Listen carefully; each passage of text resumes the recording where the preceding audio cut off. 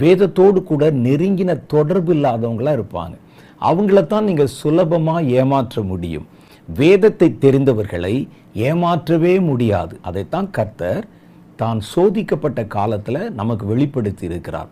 சாத்தான் ஒரு வசனத்தையே காட்டி அவரை ஏமாற்ற முயன்ற போது அவர் வசனத்தினுடைய உண்மையான பொருளை வேறொரு வசனத்தின் மூலம் காண்பித்து சாத்தானை வெற்றி கொண்டார். வேத ஞானம் இல்லாட்டா ஆமா அப்படித்தானே சொல்லியிருக்கே அப்படின்னு என்னுடைய ஈகோவை தூண்டிவிட்டா நான் ஒரு தப்பான காரியத்தில் உள்ள போயிட முடியும். வசனத்தை கொண்டு ஏமாற்ற முனைந்த சாத்தானை தான் வசனத்தை கொண்டே வெற்றி கொண்டார். வேற ஒரு ஆளா இருக்கிறான்னு வச்சுங்க, சாத்தான் ஈகோவை மெல்ல தூண்டுவான். இதுதான் கடவுளுடைய பிள்ளையாச்சே, நீதான் கடவுளுடைய ஊழியக்காரனாச்சே, நீ ஏன் இதை செய்யக்கூடாது சொல்லி தூண்டின உடனே ஆமா பாரு எங்கள் தேவன் எவ்வளவு பெரியவர், என்னோட கூட கர்த்தர் இருக்கிறான்னு சொல்லி நீங்க டக்குன்னு மேலேருந்து குதிச்சா அவ்வளவுதான், செத்து போயிடும்.